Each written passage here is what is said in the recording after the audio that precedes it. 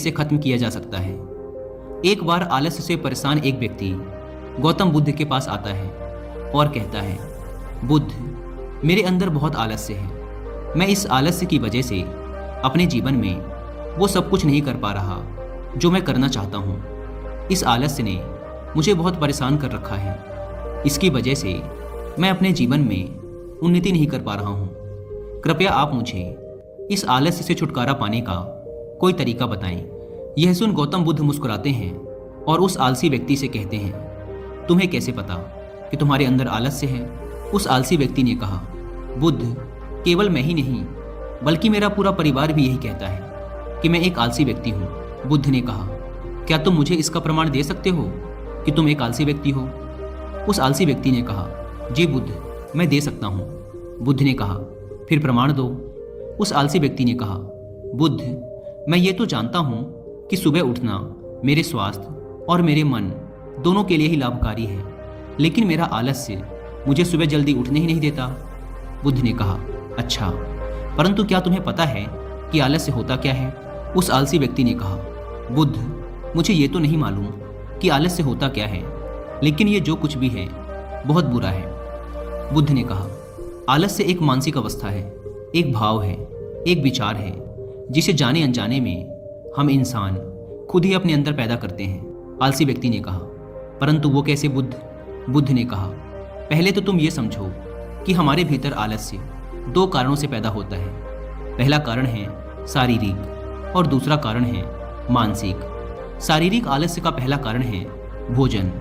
जब हम कोई ऐसा भोजन ग्रहण करते हैं जिसमें खुद कोई जीवन नहीं है, तो ये भोजन हमारे शरीर के लिए बोझ बन जाता है और फिर यह हमारे अंदर आलस्य पैदा करता है, क्योंकि हमारा शरीर भोजन से मिलने वाली ऊर्जा के सहारे चलता है और फिर हम इसे जैसा भोजन देते हैं वैसे ही ऊर्जा हमारे शरीर को भी प्राप्त होती है।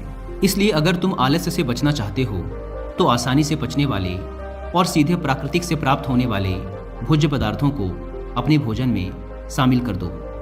शरीर के स्तर पर आलस्य का दूसरा कारण है गलत तरीके से चलना, गलत तरीके से बैठना और गलत तरीके से लेटना।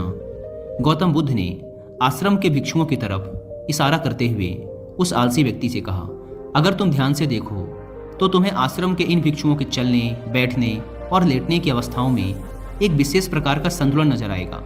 जब ये चलते हैं तो इनके पैरों के बीच एक तालमेल होता है। जब ये बैठते हैं तो इनकी रीढ़ की हड्डी एकदम सीधी होती है और गर्दन थोड़ी सी ऊपर होती है, और जब ये लेटते हैं तो इनका शरीर एकदम शिथिल होता है। इनके शरीर के किसी भी अंग पर कोई तनाव नहीं होता, जिसके कारण ये एक गहरी और आरामदायक नींद ले पाते हैं। उस आलसी व्यक्ति ने पूछा, बुद्ध, क्या पर्याप्त नींद लेना भी उतना ही जरूरी है? बुद्ध ने कहा, ना कम ना ज़्यादा, हमेशा ही पर्याप्त मात्रा में सोना लाभकारी होता है। अगर तुम आज रात पर्याप्त नींद नहीं लेते तो तुम्हारा कल का पूरा दिन थकान और आलस से भरा होगा, इसलिए पर्याप्त नींद भी उतनी ही जरूरी है। आलसी व्यक्ति ने कहा, हाँ बुद्ध, ये तो मैंने भी महसूस किया है। बुद्ध ने कहा, शरीर के स्तर पर आलस्य का तीसरा कारण है सुबह जल्दी ना उठना। यह सुन उस आलसी व्यक्ति ने कहा, हाँ बुद्ध, मैं तो सुबह जल्दी उठ ही नहीं पाता हूँ। बुद्ध ने कहा, तुम सुबह जल्दी तब उठ पाओगे जब तुम रात में जल्दी सोओगे। बुद्ध ने आश्रम के भिक्षुओं की तरफ इशारा करते हुए कहा, इन भिक्षुओं को देखो, इन्होंने रात्रि में अपने सोने का एक निश्चित समय निर्धारित कर रखा है और यही कारण है कि ये रोज प्रातःकाल जल्दी उठने में सक्षम हो पाते हैं। हर एक बौद्ध भिक्षु को अनुशासन का पालन करना होता है और यही अनुशासन इनके जीवन में संतुलन लाता है। कुछ लोग अनुशासन को एक बंधन समझते हैं। उन्हें लगता है कि अनुशासन उन्हें बांधता है, लेकिन सच्चाई ये है कि अनुशासन हमें बांधता नहीं बल्कि स्वतंत्र करता है। इसलिए अगर तुम शारीरिक स्तर पर आलस्य से छुटकारा पाना चाहते हो तो खुद को अनुशासन में ढालो, एक निश्चित दिनचर्या का पालन करो। उस आलसी व्यक्ति ने कहा, लेकिन बुद्ध, शुरुआत कहाँ से करें? सही तरह का भोजन करने से, सही तरह से बैठने, लेटने और चलने से, या फिर सुबह जल्दी उठने से? बुद्ध ने कहा, शुरुआत अभी से करो। जो भी तुम इस समय कर रहे हो उसे पूरे ध्यान से करो। पहले तुम मन के स्तर पर आलस्य को समझो।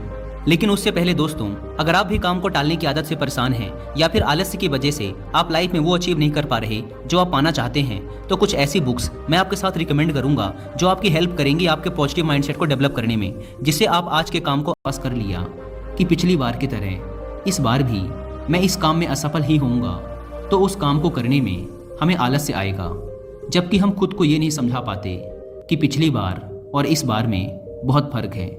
अब हम मानसिक तौर पर वो नहीं हैं जो पहले थे। हमने पिछली हार से बहुत कुछ सीखा भी है। इसलिए मानसिक आलस्य से बचने के लिए सबसे पहले खुद पर विश्वास करना सीखो। मानसिक आलस्य का दूसरा कारण है छोटी सोच वाले और आलसी व्यक्तियों का साथ करना। कई बार ऐसा होता है कि हम खुद आलसी नहीं होते, लेकिन कुछ आलसी और कामचोर लोगों के साथ रहते रहते हम खुद भी आलसी और कामचोर बन जाते हैं। यह सुन उस आलसी व्यक्ति ने कहा, हाँ बुद्ध, ये तो मैंने भी महसूस किया है। बुद्ध ने कहा, तो सबसे पहले आलसी और कामचोर लोगों की संगति में रहना छोड़ो। बुद्ध ने आगे कहा, मानसिक आलस्य का तीसरा कारण है काम को टालने की आदत। काम को टालना आलस्य और मानसिक तनाव का सबसे बड़ा कारण है। शुरुआत में तो हमें पता नहीं चलता, लेकिन धीरे धीरे ये आदत हमारे अंदर घर कर जाती है, और ये एक अकेली आदत ही किसी भी इंसान की ज़िंदगी बर्बाद करने के लिए काफ़ी है। इसलिए जो काम आज किया जा सकता है उसे कल पर कभी ना टालें। बुद्ध ने कहा, मानसिक आलस्य का चौथा कारण है लक्ष्य का स्पष्ट ना होना।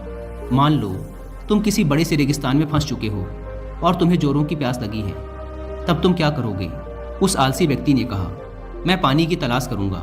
मैं कोशिश करूंगा कि जल्द से जल्द रेगिस्तान के पास वाले गांव में पहुंच जाऊं। बुद्ध ने कहा, लेकिन अगर बहुत कोशिश करने के बाद भी तुम्हें पानी ना मिले तब? उस आदमी ने कहा, मैं तब भी प्रयास करता रहूंगा, क्योंकि मेरे पास और दूसरा कोई विकल्प ही नहीं होगा। गौतम बुद्ध ने मुस्कुराते हुए कहा, इंसान को आलस्य तभी घेरता है जब उसके पास कोई स्पष्ट लक्ष्य ना हो या फिर उसके समक्ष बहुत से विकल्प उपलब्ध हों। इसलिए लक्ष्य का निश्चित होना परम आवश्यक है। अगर तुम सुबह उठकर व्यायाम नहीं कर पा रहे हो तो उसका कारण तुम्हारी नज़र का स्पष्ट ना होना है। अभी तुम भविष्य में होने वाले रोगों और उन रोगों से होने वाली पीड़ा को स्पष्ट रूप से महसूस नहीं कर पा रहे हो। बुद्ध ने आगे कहा, मन के स्तर पर आलस्य का पांचवा कारण है किसी काम को करने की कोई बड़ी वजह ना होना। मान लो तुम बहुत से कीमती गहने लेकर एक सुनसान रास्ते से गुजर रहे हो। तुम चलते चलते बहुत थक चुके हो और तुम्हारा बैठने का मन कर रहा है, और तुम एक बड़े से पेड़ के नीचे आराम करने के लिए बैठ जाते हो। तुम अभी बैठे ही थे कि तुमने देखा कि दूर से कुछ डाकू तुम्हारी तरफ भागे आ रहे हैं। तो क्या ऐसी परिस्थिति में भी तुम्हारा आलस्य तुम्हें भागने से रोक सकेगा? नहीं ना। तो मेरी एक बात को समझो, तुम्हारा आलस्य केवल तुम्हें उन्हीं कामों को करने से रोक सकता है जिन्हें करने की तुम्हारे पास कोई बड़ी वजह नहीं है। वह आलसी व्यक्ति कहता है, आपका बहुत बहुत धन्यवाद बुद्ध, आपसे मुझे आलस्य का सारा खेल समझ आ गया। गौतम बुद्ध कहते हैं, मेरी एक बात हमेशा याद रखना, जहाँ स्पष्टता है और काम को करने की कोई बड़ी वजह है, वहाँ आलस्य